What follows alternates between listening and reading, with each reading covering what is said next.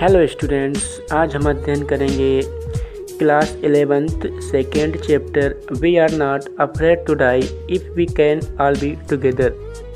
तो इस चैप्टर की हम संपूर्ण हिंदी समरी बताने वाले हैं। We are not afraid to die if we can all be together. ये जो बात है काफ़ी डीप थिंकिंग है, यानी जिसने इसको लिखा होगा या जिसने इसको बोला होगा वो स्थिति बहुत ही कठिन होगी। किसने लिखा, क्यों लिखा, कब लिखा, हम सब जानेंगे। आज की जो स्टोरी है काफ़ी इंटरेस्टिंग है। We are not afraid to die if we can all be together. इस सुंदर स्टोरी को लिखा है Gordon Cook and Alan East ने। हमारे जो इस चैप्टर के नरेटर हैं वो बता रहे हैं कि जुलाई 1976 में नरेटर बता रहे हैं कि उनकी एक पत्नी थी जिसका नाम मैरी था। उनका एक पुत्र था जिसका नाम था जोनाथन, जो 6 साल का था, और उनकी एक जो पुत्री थी सुजान, वो 7 साल की थी। वे सभी एक सी जर्नी के लिए निकले हुए थे। वो शिप यात्रा को डुप्लीकेट करना चाहते थे एक फेमस आदमी का जिसका नाम था जेम्स कुक, जिन्होंने 200 साल पहले पूरे वर्ल्ड का एक चक्कर लगाया था। उनकी पूरी फैमिली इस काम के लिए निकली हुई थी। तो नरेटर यहाँ पर बता रहे थे उनका जो एक नाव था वो 23 मीटर लंबा था और 23 टन का था, और वो बहुत ही वुड एंड ब्यूटी था, यानी लकड़ी से मजबूती से बना हुआ था। और वो ये भी बता रहे हैं कि उन्होंने इस बोर्ड को हार्डेस्ट वेदर पर टेस्ट किया था और बहुत ही अच्छा निकला था। हमारे नरेटर 37 इयर्स ओल्ड एक बिजनेसमैन थे और उन्होंने 16 साल ब्रिटिश वाटर में बिताया है ताकि एक अच्छे कैप्टन बन सकें और सी के बारे में ज़्यादा से ज़्यादा जान सकें, ताकि जब वो पूरे वर्ल्ड का चक्कर लगाएं इसलिए उन्हें कोई दिक्कत ना हो। सबसे पहले नरेटर ने एक जर्नी की जो 1,05,000 मीटर का था। इसमें वो पोस्टल केप टाउन से अफ्रीका के केप टाउन जा रहे थे और इसमें वो बहुत ही अच्छी यात्रा रही। अब उन्हें ईस्ट की तरफ जाना था। अब वो बता रहे हैं साउथर्न इंडियन ओशियन था जो सबसे ज़्यादा उबड़ खाबड़ था। इसे क्रॉस करने के लिए उन्होंने 2 सी यानी बोट चालकों को लिया। उन्हीं लोगों को लिया जो लोग अच्छी तरह से नाव चलाना जानते थे। उन्हें हम क्रूमैन कहते हैं। पहले का नाम है अमेरिकन लैरी विस्गिल और दूसरे का नाम है स्विस हर्ग गिलर। जब नरेटर और उनकी फैमिली और साथ में 2 क्रूमैन जाते हैं तो उन्हें अगले दिन स्ट्रॉन्ग विंड का सामना करना पड़ रहा था, लेकिन उन्हें इस बात से कोई डर नहीं था क्योंकि उनका जो बोट था बहुत ही वुडन हार्डेस्ट से बना हुआ था। तो उन्हें कोई वेव से या फिर एयर से कोई डर यानी खतरा नहीं था। उस समय जो वेव चल रहा था लगभग 15-15 मीटर लंबा वेव आ रहा था, जो कि उनके शिप से मेन मार्क्स से भी ज़्यादा था। मेन मार्क्स क्या होता है? मेन मार्क्स में जिसमें वो झंडा जैसा लगा होता है उसे हम मेन मार्क्स बोलते हैं। लेकिन उन्हें डर लग रहा था कि कहीं ऐसा ना हो कि हमारा शिप इसमें डूब न जाए। दिसंबर के समय यानी दिसंबर 25 के समय केप टाउन से 3,500 किलोमीटर आगे पहुंच चुके थे और वो बता रहे हैं कि मौसम काफ़ी ख़राब हो रहा था। और वो बता रहे हैं उन्होंने अपने बोर्ड में एक क्रिसमस ट्री भी लगाया हुआ था क्रिसमस के समय। और वो बताते हैं कि जब न्यू ईयर आया यानी 1 जनवरी को मौसम बहुत ज़्यादा ख़राब हो गया। उनको अंत में चेंज परिवर्तित नज़र आया। लेकिन जब 2 जनवरी आया तो वो जो वेव थी वो इतनी बड़ी कि उनकी सोच से भी ज़्यादा। लेकिन नरेटर यहाँ पर बता रहे हैं कि उनके बोर्ड में एक छोटा सा जिप लगा होता था, लेकिन अब हम जिप क्या होता है, इसका मतलब एक कपड़ा जो शिप के ऊपर लगा होता है, झंडा टाइप का। वो कह रहे हैं कि बहुत छोटा सा जिप लगा हुआ था।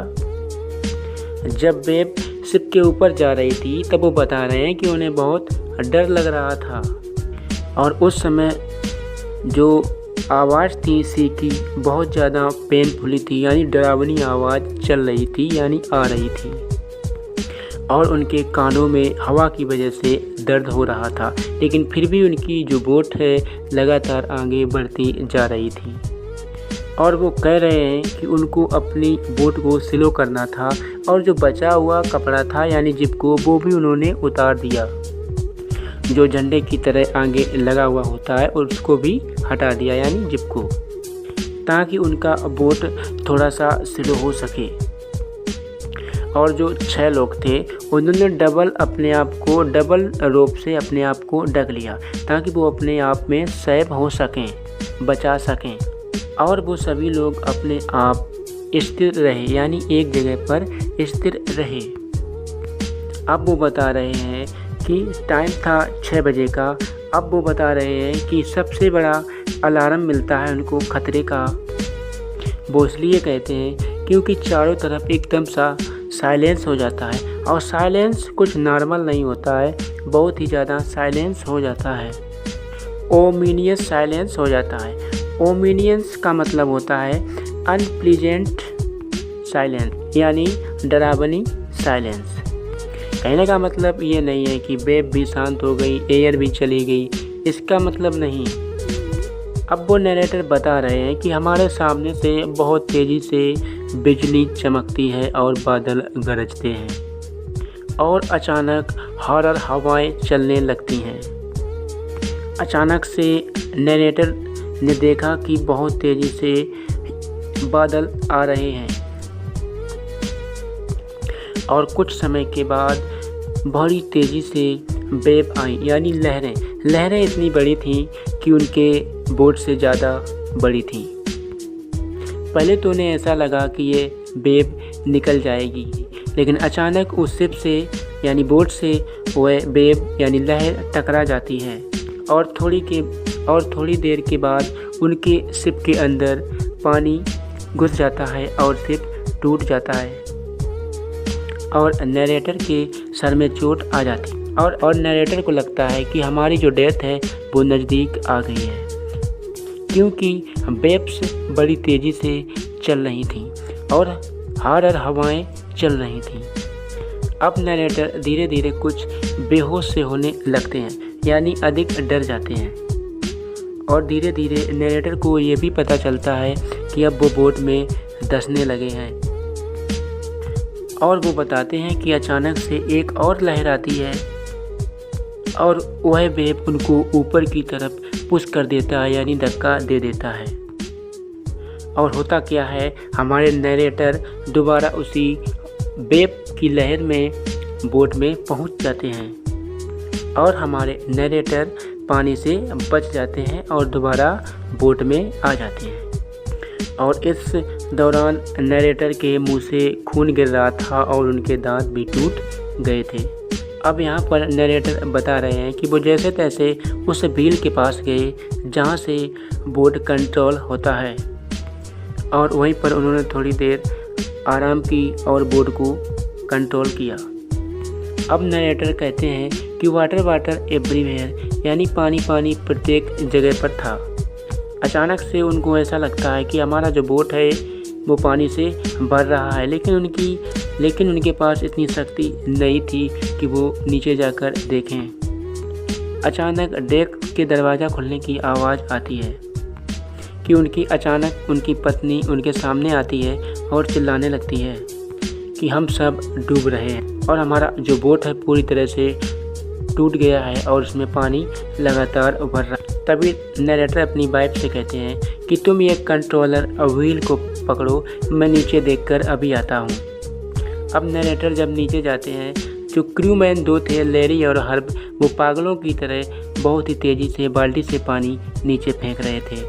अब नरेटर वहाँ पर बहुत सी चीज़ों को पानी में तैरते हुए देखते हैं, टॉयज, बहुत से चीज़ों को। तो वो सोचते हैं कहीं हमारे बच्चे इसी में डूब तो नहीं गए। वो जैसे तैसे बहुत ही मुश्किल से अपने बच्चों के पास पहुंचते हैं और बच्चों से पूछते हैं कि तुम लोग ठीक हो। और वो लोग कहते हैं, ऊपर से आवाज़ आती है कि हाँ, हम सभी लोग ठीक हैं। और हाँ, आर्थर की बेटी जिसका नाम सुजान था, और उसके माथे के नीचे और आइज के ऊपर एक थोड़ा सा बम सा हो गया था और जिससे खून भी बह रहा था। और नरेटर के पास इतना टाइम नहीं था जिससे वो उसको ध्यान से देखे। नरेटर कह रहे हैं कि हम इतनी जल्दी में थे कि हम अपनी बोट को यानी नाव को कंट्रोल करना चाहते थे। जहाँ पर हमारी बोट टूटी हुई है उसे हम रिपेयर करना चाहते थे, और कुछ देर के बाद वो ऐसा करने में सक्सेसफुल भी हो जाते हैं अपनी नाव को रिपेयर करने में। लेकिन ये नहीं है कि अंदर बोट के अंदर पानी नहीं आ रहा है, पानी आ रहा था, अब कम मात्रा में। अब नरेटर कह रहे हैं कि जब हमने बोट को रिपेयर कर दिया तो पानी अब कम आ रहा था, बहुत ही लिमिट मात्रा में आ रहा था। अब नेक्स्ट प्रॉब्लम खड़ी हो जाती है, वो होती है हेड पंप। हेड पंप में क्या होता है, हेड पंप ब्लॉक हो जाता है ज़्यादा पानी के घुसने के कारण और आसपास की गंदगी के कारण, और बोट में शॉर्ट सर्किट भी हो जाता है। लेकिन अचानक नरेटर को याद आता है कि उनके पास और 2 हेड पंप हैं जो उनके केबिन में रखे थे। जब नरेटर वहाँ पर जाते हैं तो उनको पता चलता है कि उनके दोनों हेड पंप टूट चुके थे इस एक्सीडेंट के कारण। अब वो देखते हैं कि ये नहीं कि हेड पंप ही टूटे हैं, वहाँ पर जिप था और भी बहुत सी कीमती चीज़ें, सारी चीज़ें टूट चुकी थीं। तो इस वीडियो में हमने सीखा we are not afraid to die if we can all be together. तो मैं आशा करता हूँ आपको अच्छे से हिंदी समझ में आ गई होगी। मिलते हैं नेक्स्ट वीडियो में नेक्स्ट चैप्टर के साथ।